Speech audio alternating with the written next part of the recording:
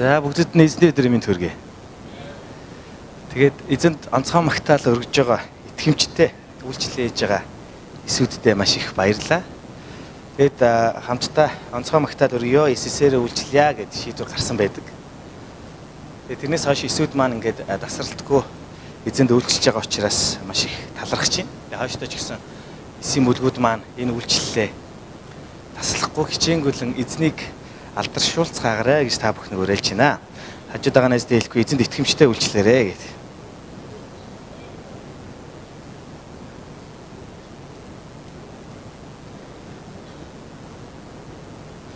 Өнөөдөр хамтдаа Иохан номны 20 дугаар бүлгээс үзэх болно. Ер нь Иохан номоор өнгөрсөн жил 2018 оны төгсгөл улирлаас пастрын багийнхнаас намулсан. Тэгээ одоо ерөөхдөө ингээд 20 дугаар бүлэг 21 дугаар бүлэг гээд ер нь дуусгаж байна. Тэгээ өнөөдөр эзнес бидэнд өгөгдсөн үг болохоор Иохан номын 21-ээс 10 дугаар ишлэл байгаа.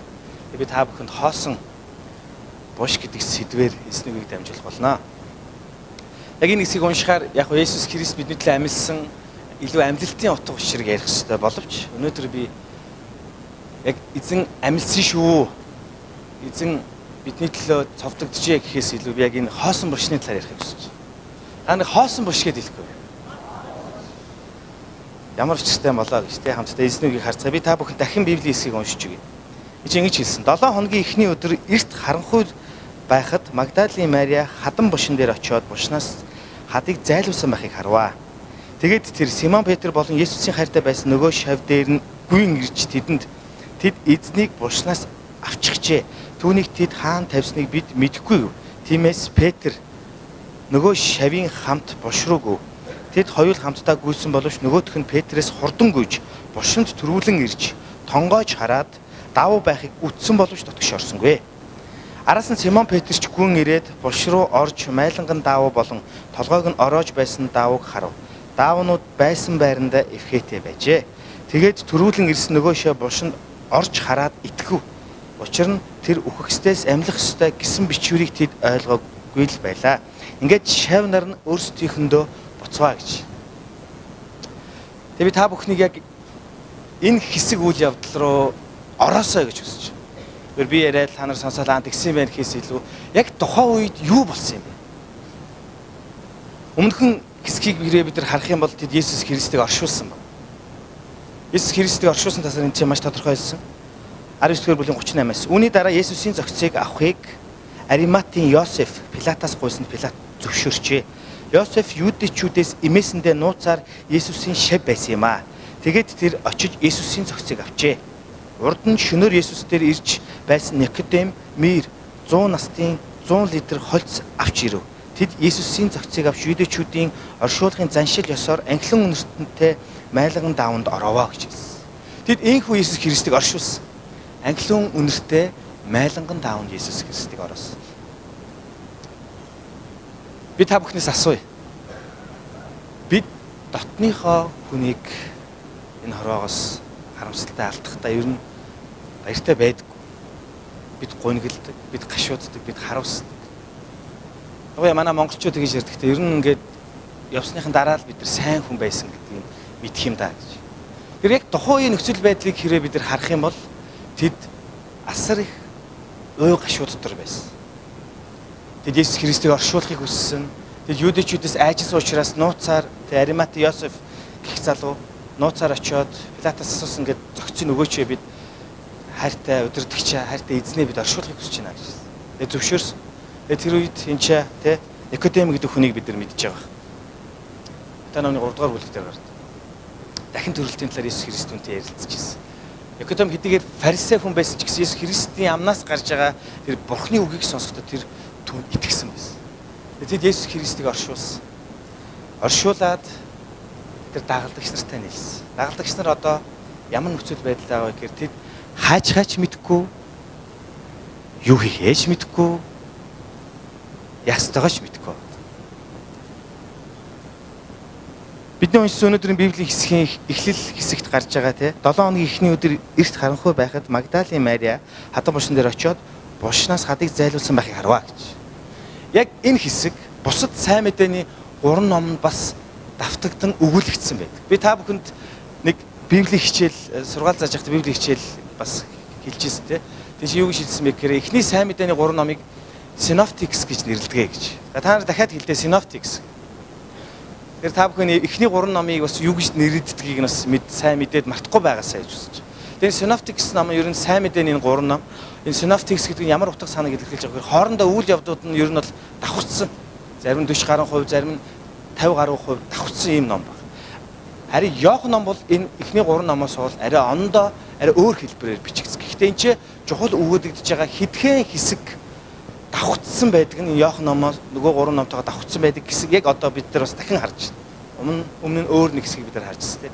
Одоо бас яг энэ давхцсан хэсгийг харж байна. Тэгэхээр энэ чинь Есүс Христийг хатан бошинд очиж эргэх талаар нөгөө номнуудад бас тодорхой хүмүүсийг нэрлсэн байна. За энэ чинь бол ганцхан Магдалийн Мария гэдэг хүний талаар гарч байна. Одоо тэгээ Матай, Марк, Лук номуудад тийч ямар хүмүүс дурддагж байгаа. Тийч бас нөгөө Мария гэж нэг номон дээр хэлсэн байна. Магдалийн Мари болон нөгөө Мария гэж. Тэгээ нөгөө Мария гэдэг бас нэг номон дээр илүү тодтогхон харуулсан байгаа нь юу гэхээр Яаковын их Мария гэж хэлсэн байна. Тэгээ тийч бас Саломе гэдэг хүн хамт байсан талаар гарч байгаа. Тэгээ Йоанна гэдэг хүн хамт байсан талаар гарч байгаа. Яг тухайн үйл явдал босон талаар. Энд чинь Йохан бас өөрийнхөө харсан, өөрийнхөө сонссон, үтсэн өнцгөөсөө бидэрт илэрхийлэн харуулж байгаа. Тухайн үеийн нөхцөл байдал хинч очисон байсан. За олон хүмүүс байсан байна. За 1-2 хүн очисон байсан байна гэж. Тэгээд Есүс Христийг үгүйсээр байсан зүрх сэтгэлтэй. Яг тэдний зүрх сэтгэл орхигдсон мэт. Хоосорсон мэт. Хамгийн аимшигтай нь ямар ч найдваргүй мэт болсон байсан. Зөвмөр Есүс Христийн дагалдагч нар хэрхэн дуудагдсан талаар иргэн харцгаая л. Тэд бүгд өөр өөрсдийн амьдралаар амьдарч ирсэн. Загас чин Петрээс ахвалаад тийм ээ. Тэд бүгд өөр өөрөөр амьдарч ирсэн. Татвар хураагч Матайгаас ахвал.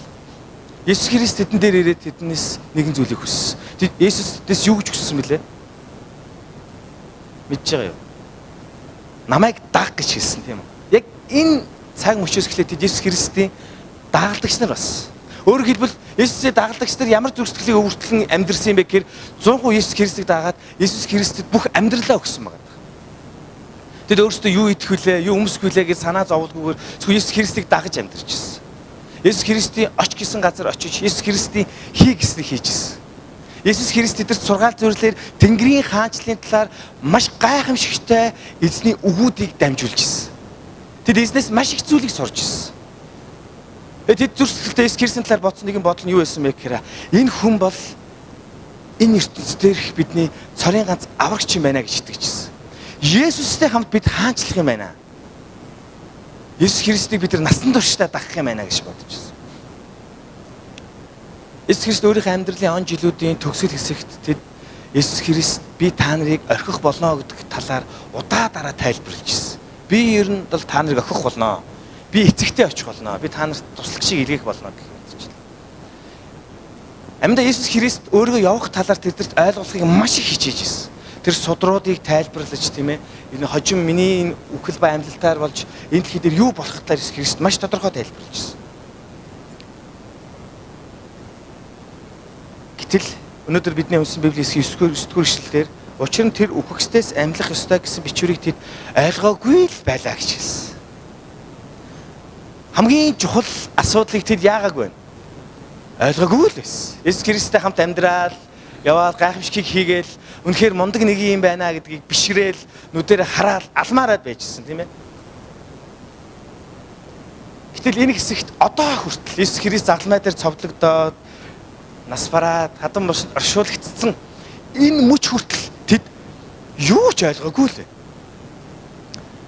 Библийн бусад хэсэгт хэлсэн байгаа. Тэд яахаа мэдхэн сандралцгаас зүгээр тэд Есүс Христийг үхэх төдийд биш. Есүс Христийг баригдангуут л тэд бүгдээр яаж исэн бэлээ? Учраа олохоо байсан тийм ээ. Бид нар хайчих ёстой бэ? Бид нар яах ёстой бэ? Юу хийх вэ одоо? Бидний эзэн баригдчихлаа шүү дээ. Одоо яах юм бэ гэж тэд нар зарим нь баг нутаг бутсан тийм ээ. Зарим нь гялс тэр хэсгийг орхисон. Тэгээ түүний хамгийн дотны дагалдагч, хамгийн итгэмжтэй дагалдагч гэжсэн Петр хүртэл түүнээс урууцах гэжсэн. Тэд яахаа мэдхээ болж ирсэн. Есүс Христ бүх амьдралаараа тэр хүмүүст өөрийгөө хинбэ гэдгийг харуулж гэрчилж ирсэн. Би та бүхнээс дахин гоё. Та нар яг юу болсон талаар төсөөлөөд энэ оршихуйд орооч гэж би та нарыг уриалж. ямар ч найдваргүй болсон. Тэд нар яахаа мэдхээ, тэд нар учраа мэдхээ болсон тийм цаг мөчид хэд одоо байна. Эхний өдөр өглөө эртлэн босоод Магдалины Мария Есүс Христийн хатан бушиг эргэхээр очсон. Яг тэгэхээр тэр түүнийг санагалдсан учраас бид нар зүгээр суугаад явах вэ. Гэтэ тэдний эзэн аль хэдийн үхсэн зогсож болсон байсан тийм. Магдалины Мария түүнийг эргэж очсон. 3 дахь өдөр. Яах ёстой гэдэгт мэдээг. Би магадгүй жоохон эвгүүд зүйрлэл төсөөлөл авч иж магадгүй та намайг уучлаарай. Энд ч байгаа хүн бүрийн бидний амьдралд ямарваа нэгэн үхэл хаагцал тохиолдсон байдаг. Бид нар ажил явдал гэж нэр ярьдаг тийм. Миний амьдрал ч гэсэн тохиолдож ирсэн. Намайг өсгсөн миний өвөө нас орсон. Тэр үед манай ах эгчнэр бүгд яг яахаа мэдхээ болж исэн талаар би маш тодорхой санаж байна. Бүгдээрээ эмчээсээ ингээд аав чинь ингээд ер нь бол хэцүү байна гэдгийг манай ах эгчнэр бүгдээрээ сонсоод манай эгчнэр нэг нэгээр ирээд одоо би яах юм бэ гэдэг мэдээж би жоох хүүхдээс нэг тэр бол нэлээд тий том 30 40 гарсан хүмүүс байна. Гэхдээ би тэр эгчнэрийг хараад бид нар яах вэ гэдэг одоо би яг юу хийх юм бэ гэдэг тэр хэцүү уйлж байгаа тэр шаналн зовлонтой байгааг хараад би ч бас гайхчихсан. Энэ хүмүүс яахаа мэдэхгүй байх. Би одоо бүр яах ёстой юм болоо гэдэг тэр мэдрэмжийг би одоо ч гэсэн сэтгэлээ мэдчихлээ л. Ажил явдал болоод хүмүүс ирээл за юм байна тийм байна гээл тэгэл бид нар тий хоол идээл инээ тэрэн цайлах гээл болд. Хамгийн хэцүү мэдрэмж нь ямар мэдрэмж байдгүй гэхээр ажил явдлын маргааш өглөө.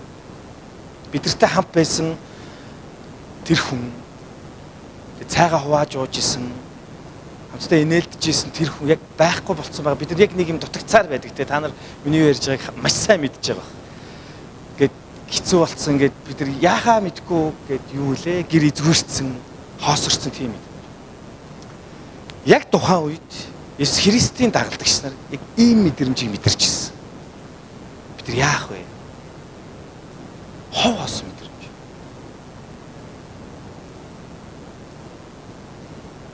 Тэгээд тэр Симон Петр болон түүний хайртай байсан нөгөө шав дээр нь гүйн ирж тэдэнд тэд эзнийг бушнаас авчихжээ. Түүнийг тэд хаан тавьсныг бид мэдэхгүй байна гэвэ гэж хэлсэн. Магдалины Марь, Яаков их Марь хоёр очиод Есүс Христ хатан бушнд байхгүй байгааг хараад улан дэжээ Есүс Христтэй тэд тэ зогцсон ч гэсэн харах юмсан, эргэж тойрох юмсан тэр зөрсгөлд очижсэн. Очиод тэд хүмүүс байгаагүй. Буцаад яарад нөгөө дагалдагч нар руугаа гүйжсэн. Мэдээж тэр хүмүүс хамт байсан ба. Нөгөө дагалдагч руугаа гүйж очиод тэжээ байсан Петр Есүс Христтэй бас хайртай байсан нэгэн шав. Энд Яаков юм уу? Йохан талаар би сайн мэдгүй. Тэдэнд очиод тэр хов хоосон байсан мэдрэмжэн дээр нь дахиад маш хэцүү мэдээг дуулгасан. Есүс Христ хатан бушинд байхгүй байна гэж. Аль хэдийн тэд хоосорцсон байсан, эзний алдсан байсан, ямар ч найдваргүй болцсон байсан тэд одоо Есүс Христийн зохицыг хүртэл алдсан гэсэн үг. Хоосон дээрээ нэмээд бас нэг хоосон мэдрэмж. Бид дахиад нэг муухай зүйлэл хэлж байгаа юм. Тэр бид үхэгсдийг оршуулах гад тийм ээ бид нар очиод ажил явуулах нүглөө очиод авдаг тийм. Тэр үед байхгүй бол яах вэ? Олдохгүй бол яах вэ? Би бүр төсөөлж чадахгүй л байна л да. Өө гашуу гашуутай байгаа дээр бид нар оршуулах гэж байгаа нь олохгүй бол яах вэ? Энэ үед тэд хоосон дээрээ тэд хэцүү байсан дээрээ бүр хэцүү байдгийг мэдэрсэн. Араматын Йосеф, Никодем бид эзний оршуулчмаар л байна гэдэг. Тэр гуйлгыг очиод тухайн удирдагч тэр очиод Есүс Христийн оршуул шарлыг авч ирсэн. Тэгээ түүний дагалдагч нар түүнийг хаана оршуулсныг мэдээж мэдчихэж байгаа. Тэгээ очиод Есүс Христ дахиад нэг удаач болох нь нүр тулах харахыг хүссэн. Яг энэ үед нь байхгүйсэн. Хоосон буш тэднийг бүр өмсөн дуусгасан. Хэдхэн хоногийн өмнө бид эзэнтэйгээ хамт энэ дэлхийн ертөнцийг хаанчлах болно. Бид эзэнтэйгээ хамт Ромын дарлаас бид чөлөөлөгдөх болно. Бидний эзэн бол үхэгсдийг амьлуулагч юм аа. Бидний эзэн бол энэ ертөнцийн хамгийн их мэдэлтэй нэг юм аа гэж итгэжсэн. Та нар санаж байгаа юу? Тэд Есүс Христийг тийм ээ тэр Иерусалимийн хаалгаар илжиг унаад орж ирж явах үед тэд тэр далдан маш тийм модны мөчөр дэвсээд хосаана гэж орилж ирсэн. Тэг хосооно гэдэг Есүс Христ бол юу вэ? Хаан гэж хэлж ирсэн. Бүгд Есүс Христийг хүндэлдэг, бүгд Есүсийг дагж ирсэн. Яг тэр үеийн мэдрэмжийг гэсэн цөмөр одоо хараад үзье л да. Би дахиад нэг сонин жишээ авъя. Уучлаарай. Одоо бид нар ингээл инх холдыг л буучих юм бол нэг найдвар төрөх гээд байгаа юу? Тэгэхээр байгаа бүр ингээд би бүр нэг мэдрээд байгаа хүн болгон хүлээгээд байгаа шүү дээ. Яа энэ огцорчаасаа тий. Хөрхийн амтныг хүний бас үр шүү дээ тий. Хөрхийн амтныг бид нар ямар муухай ярьж байгаа. Тэгэл ингээл нэг тэр хүн ингээл байхгүй ингээл одоо ингээл буучвал ингээл бидний магадгүй сэргэн мандахж байгаа юм шиг тэр нэг мэдрэмж бид нар төрөөд байгаа юу? Би та нарыг мэдж байгаа шүү. Та нарт яг тэгж байгаа. Нуугаад ахын байхгүй. Тэр хүмүүс яг л Есүс Христ бүх найдвараа тавьсан. Ерөөсөө л одохгүй л тий одоо Израиль, Иерусалимчууд биднээс одохгүй чөлөөлөгдөн. Бол Есүс Христ муу нэгнээс чөлөөлмөр байгаа тий. Гэтэ тэд нар яг боолчлынхын тухайд тэр бодож. Бид нар чөлөөлөгдөн, бид нар хаанчлаа гэсэн. А гэхдээ яг одоо тэдний сэтгэл зүй, тэдний нөхцөл байдал, тэдний амьдрал хоосноос хоосон бүр тэр дорд байдалд орхигдож үлдсэн. Үргэлжлүүлэн би та бүхэнд Библийн ишлэг уншиж өгье. Тиймээс Петр нөгөө шавийн хамт бошроогүй. Тэр хоёр маш хурдан гүйсэн талаар ич гарч байгаа. Тийм ээ? Арай үгүй байлгүй дээ. Яагаад бидний эзэн бушнаас алга болцсон юм бэ гэж. Арайчтэй гэдэг тэр зөрслийг тэр хоёр маш хурдан гүйсэн те. Нөгөөх нь бол Петрээс хурдан хүн байгаа талаар ич гарч шүү дээ те.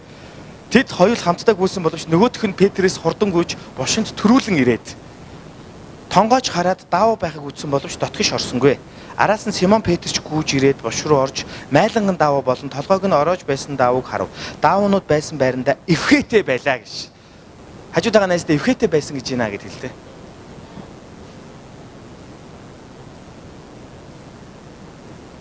Одоо энэ чинь маш сонирхолтой нэг асуулт гарч ирж байна. Хэрвээ тэд нар бол Есүс Христийн бош байхгүй байгааг хараад тэд нар бидний эзнийг тэд хаана усныг бид нар мэдэхгүй байна гэж хэлсэн тийм үү? Энэ маань ямар утга санаатай юм бэ гэхээр эзнийгээ бид нар хулгаад алдчихлаа гэсэн. Тэд ямар нэгэн амьлалтын талаар Есүс Христ тийм ээ үхлээс амьлах талаар тэд төсөөлсөн үү? Юусоо төсөөлөөгүй. Яг нэг юмаа хулгаад алдсан хүмүүс шиг сандарцгаасан мэт. Яана бид эзнээ хулгаад алдчихлаа гэж. Яг нь сүүлийн үеийн хулгайч нар бол ингэдэг болсон гэж байгаа тийм хүний Герман руу гараа игээд тэгээд 33 арга байвал буцаагаад хийж гинэ гэдэг. Үзээд энэ юу н хэрэглэж болох юм уу болохгүй юм гээ тэгээд тийм утснуудыг буцаагаад хийгээд байна гэж тийм. Зарим хүмүүс төрөвчийг авчиж төрөвчний төмөнгнүүдийг аваад эвтэйхэн бас буцаагаад хийж байгаа талаар байна. Их соёлтой болсон юм шиг байна. Тийм хулгайч нар маань хүн чанартай гэх юм уу? Бидний эзнийг хулгайлсан байх магадлалтай хулгайч нар Есүс Христийг майланган даванд ороосон байсныг хараад нэг бүрчлэн ороолтын тайлаад бүтээлгийг аваад эвхээд тавьсан байх уу гэдэг асуулт гарч ирж байна. Энд чинь эвхээтэй байгаа талаар маш тодорхой хэлсэн байна. Тухайн үеийн заншлаар бол нас барсан хүний ангилам үнэрт тосоор тосолдог байсан. Яг тэг бие нь хурдан муутахгүй тулд. Тэгээд даавгаар ороож исэн баг. Тэгээ мэдээд хадан буш гэдэг маань ер нь бол сэрүүхэн тийм ээ. Тэгээд амын тагилцсан ямар нэгэн одоо шавж инэтэр орохоос хамгаалдаг. Үүдийн маш хүнд чулуугаар тагилсан байсан тийм ээ. Тэгээд тэнцээ ерөөдөө одоо бид нар нэг зандан шуусан шарил гэж мэдж байгаа тийм. Манай монголчууд мөргөөд байгаа шүү дээ. Би ч гэсэн яг тэр зандан шуусан шарилыг очиж үзсэн. Арангаа аймгийн төв дээр байдаг. Тэжээний хийд байдаг. Тэжээд гэхдээ нэг хүнийх байсан баха. Асал их мэрэгэн мундаг хүн байж байгаад нас орсон гэсэн.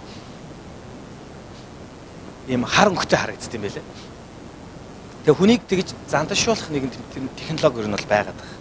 Тэгээд илжирээд муудаад мөнхөрүүлээ ялзруулахгүй тулд ангилан үнэр тосоор тослоод тэгээд даавгаар ороос. Ажиг нэг тийм бодис байгаад байгаа шүү. Хэрвээ Израильчууд Есүс Христийг тэндээс авч явах юм бол түүний ороолттой байгаа даавыг нь тайлахгүйсэн. Хулгайлсан байсан бол тийм ээ. Есүс Христ өөр тийшээ шилжүүлэх байсан бол түүнийг ороолттой байгаа даавыг нь хизээж тайлахгүйсэн. Гэтэл Есүс Христийг ороосон байсан майланган даав түүнийг бүтээсэн байсан бүтээлэг нь эвхээтэй байсан гэж. Бидний эзэн бол хулгаад алдагдаагүй маа. Амин. Тэр бол үхлээс амилсан нэг юм аа. Хажууд байгаа нэст эзэн амилсан гэж хэлэхгүй. Би дахиад буцаж очихыг хүсэж байна.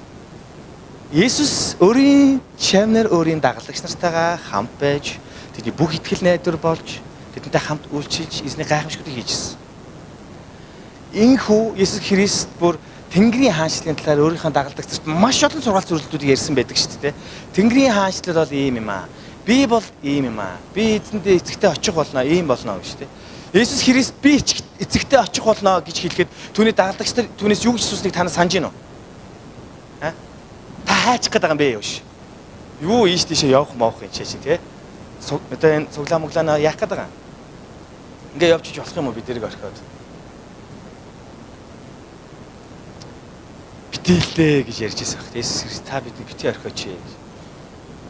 Ийхүү ярьж байхдаа Есүс Христ сургаал зөвлөл ашиглахдаа хуучин бичвэрүүдээс буюу хуучин гэрээний тэр өөрийн талаарх зөвлөлүүдийг ч гэсэн өөрийн дагалдагчтай хуваалцчихсан. Тухайн үед үнэндээ шинэ гэрээ гэж байгаагүй шүү дээ. Есүс Христ ярихдаа дандаа судруудаас тэгээд тоораагаас тэр хуулийн 5 номноос Есүс Христ ер нь л ярьдаг. Жишээ авдаг. Тэр өөрийн хаанчлалын талаар ярих гэж тайлбарлаж тэдэд мэдүүлэх гэж хичээжсэн. Хэдийгээр тэд Есүсийн дагалдагч нар байсан ч гэсэн яг үн цэнтэй чухал зүйлээ хараахан ойлгоогүй л байсан.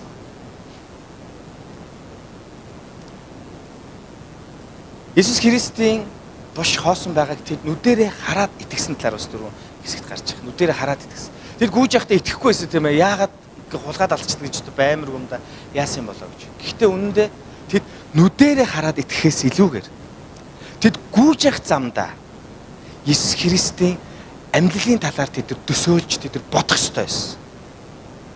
Тэд Есүс Христийн бошрууд хар хичээрээ гүйж явах замдаа бидний эзэн арай амилсан биш үсттэй. Ойлгож байна. Бидний эзэн амлалтаа биелүүлсэн биш үсттэй. Ямар гайхамшигтай юм бэ? Энэ ямар баярт мэдээ юм бэ гэж тэд гүйж явах ёстой байсан. Тэдний хар хичээрээ гүйгээд хоосон бошийг харах зорилго нь тэд үнэхээр яана алга болчих гэхээс илүүгээр тэд амен. Бидний эзэн амилчээ. Түүний яриад байсан, түүний хэлээд байсан зөвгөнлүүд биелжээ гэж тэд баярлах ёстой байсан байхгүй. Гэтэл тэд яасан гэж юм? Итгэхгүй байсан. Очиж харсан, шагаасан, бүр айдас давтсан одоо яах ёстой юм бэ? Тэгээ үргэлжлүүлээд дараагийн 7 хоногт Есүс Христ хэрхэн амилж тэдэрт хэрхэн үзэгдсэн талаар хуваалцгал. Тэр энэ ч өнөөдөр би дахин яриад байгаа зүйл маань юу юм бэ? Үнэн дээр тэдэрт хоосон мэт санагдсан энэ мэдрэмж нь тэдэнд ирээдүйн найдвар нь болсон юм аа. Үнэн дээр тэд орхигдсон, хаягдсан, ялагдсан мэдрэгдэж тэд ямар ч итгэл найдваргүй үлдэх мэт болсон боловч харин эсвэргээрээ эзний амьлал нь тэр хоосон бош нь тэднийг эзэнтэй дахин уулзруулах тэр авралын гайхамшигтай үр дүн энэ ажил байсан юм аа гэдгийг бид нар харж чадчих. Амен. Саяхан Магдалины семинар болоод өнгөрсөн. Гүр тавигч тэгээ. Сая 14 дахь жилдээ тасралтгүй зохион байгуулагдаж байгаа. Ер нь Магдалины семинар маань бүхэл Монгол улсад байгаа бүхэл сүмж чуулгануудын Магдал мөрөглийн хэсэгт үйлчилж байгаа хүмүүсийг цуглуулад тэгээ тэдэрт яг мөрөглийн утга учир, дэгж аяг за бид эзнийг хэрхэн магтах ёстой юм бэ гэхлээр заадаг. Гайхамшигтай гоё семинар. Тэгээ хүүхдүүдийг нь сонгох хичээлгээ за акустик яаж тоглох юм, соль гитар яаж тоглох юм, бэс гитар яаж тоглох юм, бөмбөр, пиано яаж тоглох юм ингээд тус тусад нь ангид нь оруулаад 3 өдрийн турш заадаг энэ гоё семинар болж. Энд үйлчилж байгаа хүмүүс гайхамшигт итгэмжтэй ямар их зориулт гараа үйлчилд юм бэ гэдэг жилээс жил надад маш тодорхой харагддаг. Тэгээ би энэ жил тэр Магдалины семинар дээр очиод нэгэн сонин зүйлийг мэдэрсэн олж харсан. Тэгээ би өөртөө юу гэж хэлсэн бэ гэхээр би Батцуурыг хайж байна гэж хэлсэн. Би тэр Магдалины семинарт оронгуудаа тэн дотроос би өөрийгөө хайж хэлсэн. Урд өмнө би тэр семинарт зөндөө оролцож ирсэн байхгүй юу? Би ямар зүрхсэтгэлтэй эзэнд үйлчилж ирсэн бэ? Би эзнийг хэрхэн таньж мэдчихсэн бэ? Яаж ирсэн бэ гэдэг тэр мэдрэмжүүд маань дахин сэргсэн байна. Тэг би өөрөөсөө асуусан. Хүй, Батцуур хаана? Би юу н хайцсан юм бэ гэж. Сүүлийн үед айгүй сонио. Та нар гайхаж магадгүй. Би ер нь бол ингээл нэг 5 цаг ч юм уу 6 цаг гээл орой болж байгаа шүү дээ тий. Өдөөс хойш ингээл одоо ингээл орой болоод ихэнгүүт өөрийгөө олохоо болчиход байгаа. Харин тий. Одоо бол арай гайгүй л байна л да. Тэгээ удахгүй жоохон ухаамхаа орж гарч магадгүй шүү би тий. Заримдаа яалтчгүй ингээд ажил инээ тэр олон зүйлсүүдээс болоод ингээд ядраад өөр гэд бүр хоолч амтгүй юу ч гоё биш яамаар чи тийм ээ тэгсэн мөртөө өлсөд байгаа. Тэгсэн мөртөө ямар хоол идэхээш мэдгүй бүр нэг юм ингээд дунаарцсан юм байдал. Тэгээ бас би өөрөөс асууж байгаа би ер нь хаана суур хаана байна гэж. Тэгээ би ер нь бол өөрийгөө олж байгаа л да. Сайхан шүнжэнгөө унтаад өглөөс ирэхдээ би энд байна гэдэг ерөнхийдөө бол өөрийгөө олоод дахиад ирч хүчээр гоё цэнэглэгдсэн байгаад байна. Тэгээ би чи юу ярих хүсэж байгаа нэг гэхээр та нар ер нь би хаана байна гэж хэлдэ.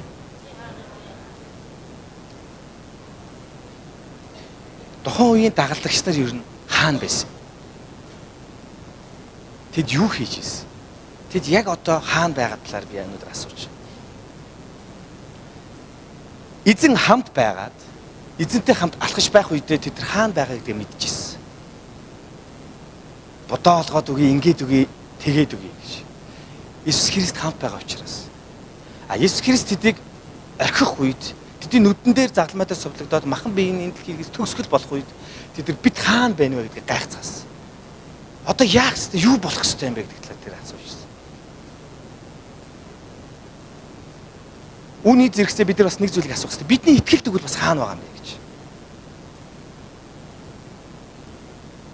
Бид нар Есүс Христийн дагалдагч гэж нэрлэгдэж байгаагаараа магадгүй бид нар зарим нь пастор, зарим нь Магдалины удирдагч, зарим мундаг үйлчлэгч нар, зарим нь итгэгч нар гэж бид нар хэлэгдэж байгаагаараа бидний итгэл тэр дороо бидний нүдэнд ил тод харагддаггүй. Яг Есүс Христийн дагалдагч нар шиг гэсэн. Хажууд байгаа найзаас чи дагалдагч мөн үү гэдээ асуухгүй юу?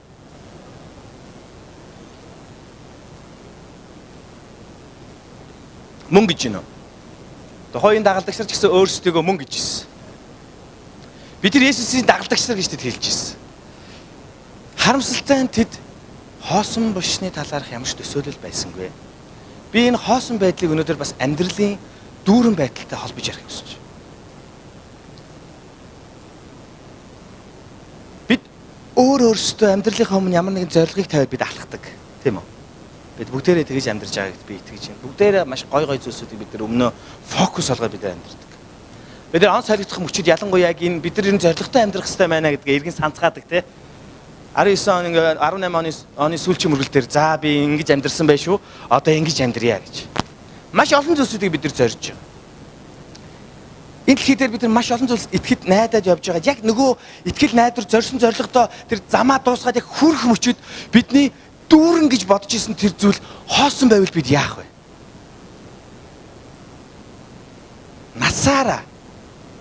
Насаараа нэг л зүйлийг хүсэж мөрөөдөж түнд очихыг зорж амьдрсан нэгэн яг нөгөө зорилгодоо хурж очиод бариад авах гэтэл нөгөө зүйл нь хий хоосон зүйл байсан бол бид яах вэ гэж. Өөрөөр хэлбэл бидний бодит гэж харж байгаа зүйлс яг юу юм бэ? Эд баялаг уу? Бидний бодит гэж харж байгаа зүйлс яг юу юм бэ? Энэ дэлхийн бүх дүүрэн байдал. Мэдээж бид ад жаргалтай, элэг бүтэн дүүрэн амьдрахыг хүсдэг. Тийм биз? Тэгвэл энэ ад жаргалтай энэ дэлхий дээр амьдрах дүүрэн байдал бидний зорилго мөн үү? Хэрвээ яг үнэхээр тийм юм бол Соломон хаан номлогчийн үгс номон дээр яагаад хоосноос хоосон байдлын талаар тэр хүн ярьсан юм бэ? Соломон хаан маш тодорхой ярьсан. Бүх зүйл цаг хугацаатай юм аа. Төрөх хийгээд өөхөх цаг, идэх хийгээд магадгүй өлсөх цаг, бүтээх хийгээд бүтээснээ нураах цаг гэж. Бүх зүйл цаг хугацаатай бас бүх зүйл хоосон юм аа гэж хэлсэн. Саяхан та нар талбай дээр 19 настай хүү 20 гаруй жил юу хүлээж ирсний талаар сонссноо? Юу хүлээж ирсэн гэж хэллээ? Тэмээ ардчлалын сайн сайхныг ер нь бол би 20 гаруй жил хүлээж гинэ гэсэн тийм бохимдолтой тийм. Гэвчихгүй нэ гэсэн. Тэгэхээр ер нь ахын дүүч эдэн настай байлаа гэж би 19 дэх гэж хэлсэн тийм. 6 настай хүү насаараа морь унж байгаатай адилхан тийм. Насаараа хүлээж исэн тэр мэдрэмжтэй. Соломон хааны тухай хэрэг бид нар бодох юм бол тэрнтэй зөөрлүүлж, дөөцүүлж, харьцуулах мундаг хүн ер нь их цөөхөн байсан гэж би бодоод байна. Хэрвээ тэр талбай дээрх 19 настай залуу амьдрал хоосон юм аа гэж ярил бид нэг ойлгоно. Тийм үү? Энэ мод юу гэдэг байгаа тийм? Чи мэдэхгүй гэж бид нар ойлгож. Харин бидний эзний үг ариун Библиэлд нөгөө айхтар Соломон хаан ярьж штт тийм. Энэ дэлхий, энэ ертөнцийн чи өөрөө хоосноос хоосон юм аа гэж хэлж. Соломон хаан юутай байсан талаар цөмөрөө эргэж хараад бодъё л да. Соломон хаан юунд хүрсэн талаар цөмөрөө эргэж хараад бодъё л да. Би Соломон хааны мянган эхнэрийн талаар ярихгаагүй. Харин би тэр хэрэг мэрэгүү ухаантай, түүний эргэн тойрон, түүний эд баялаг, түүний эрх мэдэл, түүний газар нутаг, түүний төшмлүүд, түүний бүхий л хэмжээлжгүй дүүрэн байдлын талаар би ярьж. Хэрвээ тэр хүн л байсан бол бид нар нөгөө одоо өдөрдөгчтэй хан цадхаа мэдгүй гэж байгаа шүү дээ. Тэр хүн бол тэр мэдрэмжийг бол аль хэдийн авсан байхаа гэж ойлгож байгаа. Эрх мэдэлтэй байх нь ямар байдаг талаар хамгийн сайн мэдэх нь хэн бэ? Соломон хаан, та нар надтай хамт байгаа юу? Гэт цөмөр юм яриад явчих те. Хамгийн их магадгүй тэр их алтыг нүдэрээ харсан хүмүүс Соломон хаан байх гэж бодож. Хамгийн их гоо үзэсгэлэн харсан магадгүй Соломон хаан байх. Тэгвэл Соломон хаан хоосноос хоосон гэхээс илүү дүүрэн байдлыг ярих хэрэгтэй байсан биз дээ. Бидний ойлголтоор бол. Тэ? Энэ дэлхий дээр хамгийн гайхамшигтай эрдэнэс бол алт юм аа. Чи хэрвээ маш их алтыг хурааж чадах юм бол чи тэр эд баялагын хамгийн дүүрэн байдлыг мэдрэх юм аа гэж Соломон хэлсэн үү? Энэ тэ одоо эмэгтэй хүний гоо үзэсгэлэн бол энэ дэлхий дээрхтэй бүх улс үндэстэн за энэтхэг эмэгтэй хүн бол нэг өөр царайтай, Аз эмэгтэйчүүд өөр царайтай, Европ эмэгтэйчүүд өөр царайтай тийм ээ. Янз бүрийн одоо үзэсгэлэнтэй сайхан царайнуудыг харж ирсэн байх таа. Соломон хаан ингэж ярих байсан эмэгтэй хүмүүсийн талаар тэр дүүрэн байдлыг ярих байсан бол хамгийн сайхан эмэгтэй бол ийм байд юм аа гэж. Тэгж ярьсан уу? Хоосон гэж хэлсэн шүү дээ сайхан эмэгтэй. Эрх мэдлийн талаар түүнийг эргэн тойронд хүрээлж исэн тэр улс үндэстнүүдийн тэр хаад ноёдууд түүн дээр ирж исэн. Та яагаад ийм мундаг юм бэ гэдгийг бидэрт ярьж өгөөч гэж гуйжсэн. Араасаа. Гэтэ тэр хаадууд Соломон дээр очихдоо эд баялаг тэг бүхий л өгж болох бэлэг сэлтүүдийг өгч исэн. Энэ дэлхий дээрх хоосон буш энэ дэлхий дээрх магадгүй хоосон байдал. Та бидний төгсгөл биш ээ. Амен. Энэ дэлхий дээрх бидний айдас. Энэ дэлхий дээрх бидний хүсгүй зүйлс бидний төгсгөл биш юм аа. Иесусийн дагалдагч нар Иесус Христийг загламтай цовлогдоод үхээсэй гэж хүснэ үү? Христийн үхэл тэр хоосон буш түүний дагалдагч нарт төгсгөл байсан. Үнэхээр хэцүү тэр мэдрэмжийг тэд мэдэрч ирсэн. Үргэлжлүүлээд би дараачийн бүтэн сайд дээр сургаал ярих гэдэг юм л да амлалтын талаар. Би илүү тэр хоосон байдлыг өнөөдөр ярихыг хүсэж. Ямар хэцүү мэдрэмж биш. Гэхдээ тэд ялагдсан уу? Христийн буш хоосон байснараа тэдний амьдрал дууссан уу? Үгүй. Тэд эзнийг хулгайд алдсан гэж сандралдаж гүйж явахдаа тэд ямар ч найдваргүй болоо бүгд амиа оролцохсон уу? Үгүй тийм ээ. Тэд эзэн аль хэдийн найдвар нь байсан гэдэг бид Библиэс маш тодорхой хардаг. Гэхдээ өнөөдөр бид өөрсдийнхөө амьдралтай холбож үзсэн. Эвл орчуулганы бүхэл ах дүүс та бүхнийг Христ итгэлийн үнц нь чухал зүйлсээр анхаарлаа хандуулаасаа гэж би хүсэж байна. Бидний анхаарлаа хандуулж явах ёстой үнцний чухал зүйл дүүрэн байдал биш ээ. Махан биеийн төлөөх дүүрэн байдал биш ээ гэд нэгдүгээрт би та бүхнийг уриалж байна. Амен.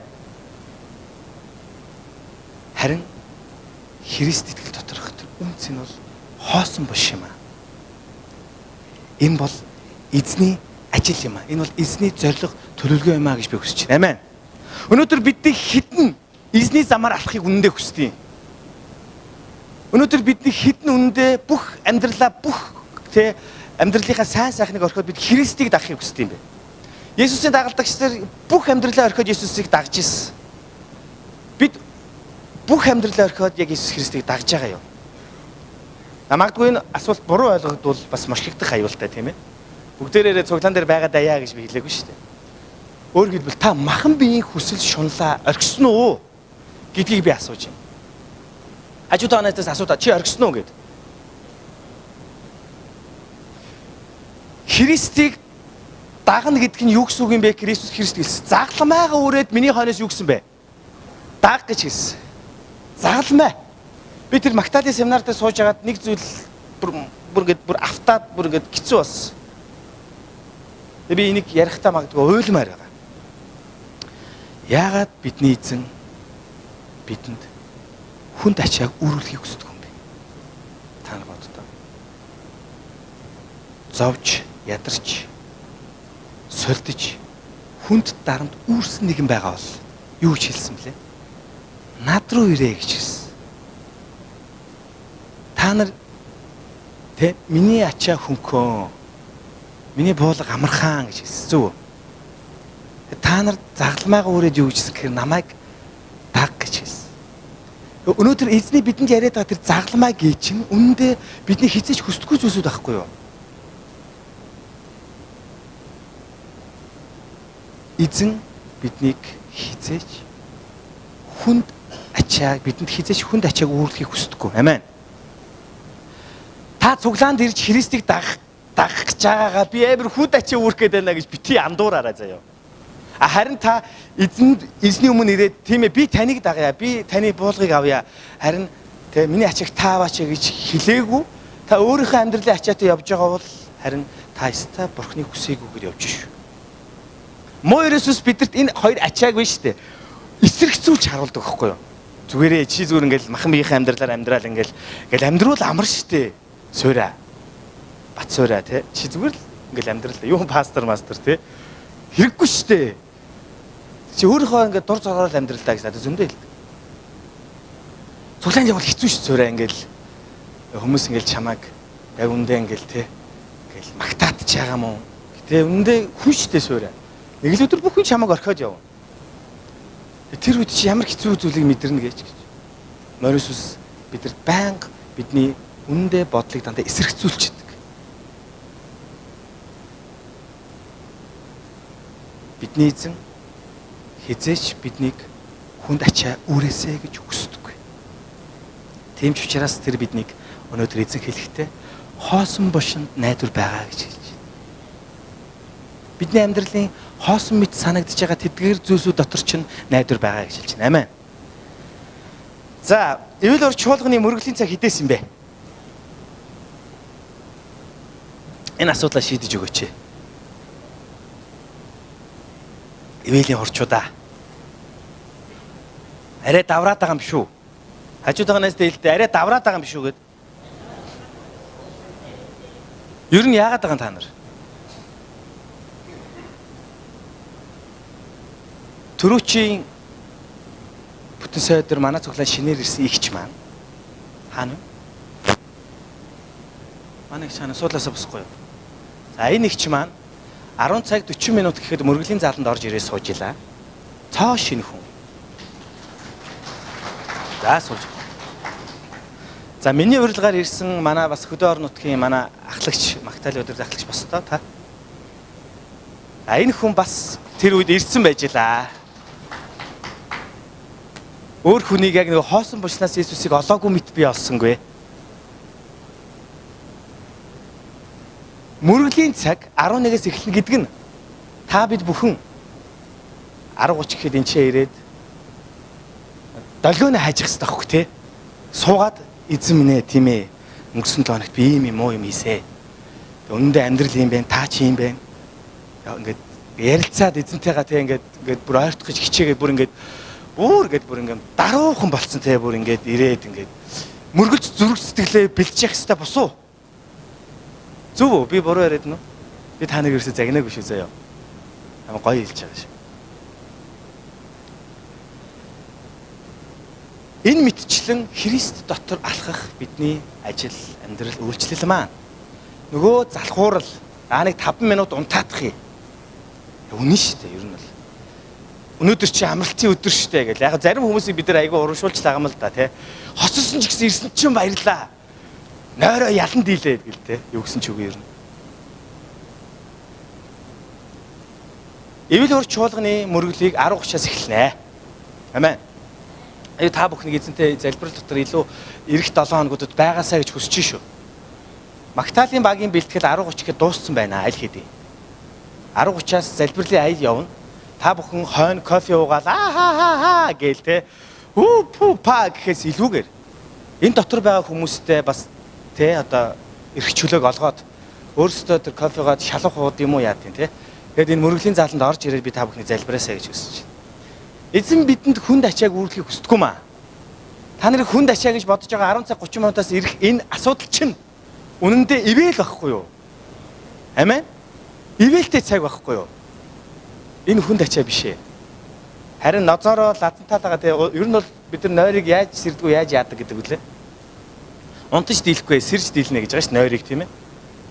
Тэр одоо хаанаас ч байсан бид нар цаг хугацаа насанд хүрсэн хүмүүс бид нар өөрсдөө зохицуулах хэрэгтэй гэж ойлгож байна. Тэгэхээр итгэлийн ахын дүүс нар минь хамтдаа эзэнт хүндэтгэл мөрөглийг чистнэ гэдэг орсоор тэ нэг юм өргөсөн шиг өргөдөх үү. Амен уу. Амен гэхгүй байгаа хүмүүс эсрүүцэд байгаа яагаад тэгээ ядаргаад ирсэн болоо юм шиг. Энэ хэрэгжүүлэлтийг би юутай холбож ярих гэдэг юм гэхээр эзний биднээс хүсдэг амьдралын талаар.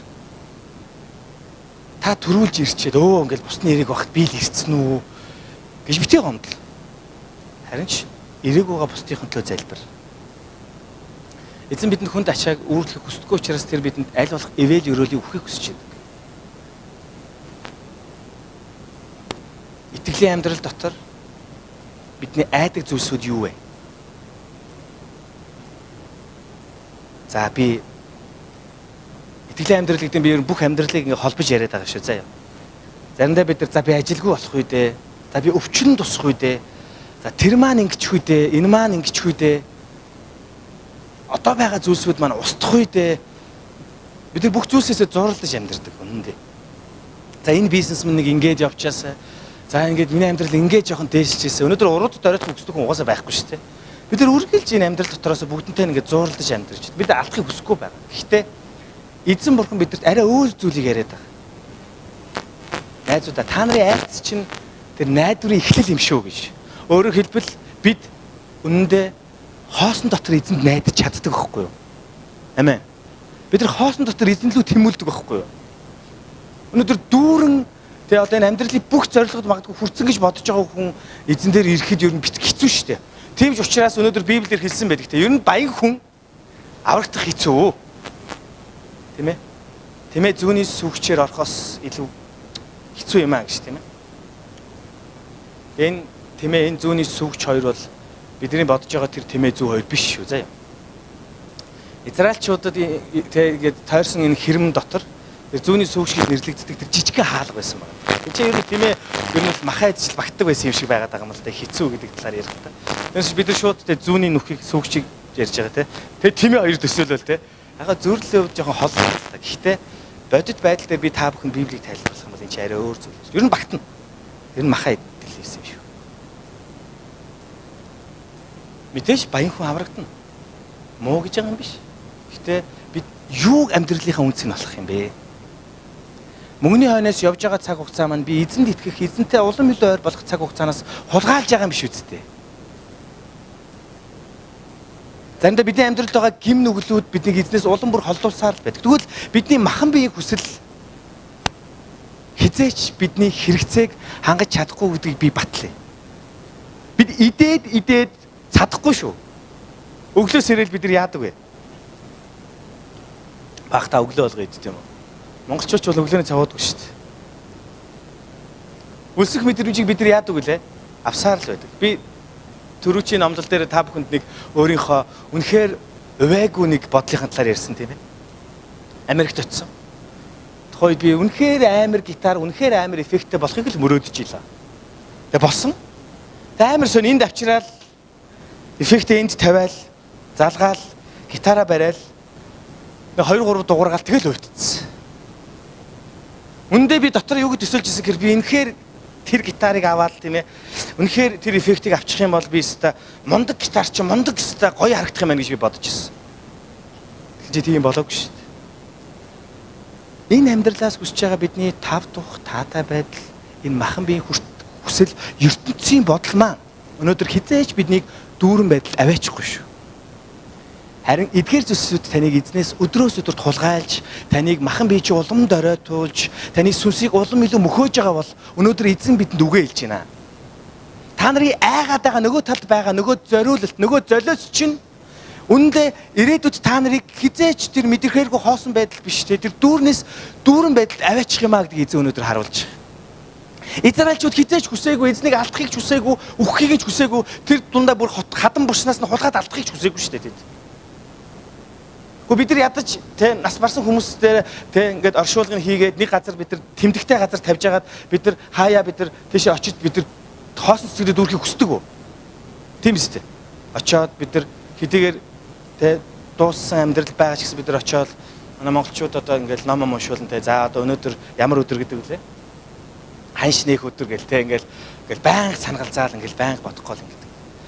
Тэд Есүс Христ яг тэгж төсөөлжсэн те. Нэг хадан борсонд аваачаал гэл байнга эргэжий. Энийг хэцүү болохоор эзэндээ очиж залбиржий. Магадгүй одоо гаж урсгалын хувьд бол те хадан борсонд байгаа Есүс бол одоо тэдний шүтэн болох байсан. Гэтэ үүндээ тэр хатан бошин нойрсож буй Есүс биш. Харин хоосон бош тэдний найдвар болсон байхгүй.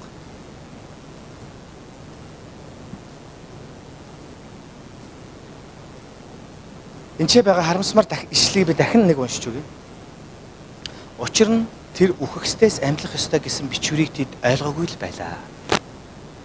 Та бид Христ итгэл дотроо авралынхаа хамгийн чухал зүйлийг ойлгоогүй л байгаа юм шиг үстэй. Бид нар гаднах байдлаараа дагалдагч болж харагдаж болно. Зөв үү? Дагалдагч болж. Гэхдээ та өнөөдөр зүрх сэтгэлдээ Христийн тэр хоосон байдлыг мэдрээч гэж би таныг уриалж. Эзэн бидний хүсэл тачаалд нийцүүлж ажиллаа хийдэг биш. Тэр өөрийн зорилгын дагуу өөрийн замаараа биднийг удирддаг. Та өнөөдөр эзэнд заа гэж хэлээрэй гэж би таныг уриалж. Таны яг одоо тарих оюун бодол чинь төсөөлөгдөж байгаа бүхий л амжилтуудыг таны махан бие хүсэж байгаа бүхий л тэр хол байгаа тэр зориг хүслүүдийг эзэн яг одоо энэ цаг мөчид би нураасаа гэж хүсэж байна. Өөрийн амьдралыг Христийн хоосон байдал дотор эхлүүл. Үргэлжлүүлэн өөрийн амьдралыг Христийн тэр хоосон чанар дотор үргэлжлүүл гэж би та бүхнийг уриалж байна. Эзэн биднийг замчлах болно. Хоосон бош бидний найдвар юм аа. Төгсгөл биш, энэ бол бидний найдвар юм аа. Та ганцаардсан, та орхигдсон, та дийлэхгүй, чадахгүй, ялагдсан мэт санагдаж байна уу? Тэгвэл энэ мэдрэмжүүд чинь таныг улам илүү өндөр газар тавьчих болно. Амен. Ер нь бол их өндрөөс хүн унахыг хэцүү шүү дээ, тэ? Мэдж байгаа юу? Өндрөөс унж үтсэн хүн бол гараа өрөхгүй. Унж үтж байгаагүй юм уу? Өндөрт хүрч үзээгүй гэж. Би энэ бичлэлд 28 дугаар сургууль 3 дугаар ангид шилж орж ирсэн. Тэгээд тухайн үед би ч 4 сургууль шилжсэн байдаг л да. 2 дугаар шилжиж байгаа маань тэр.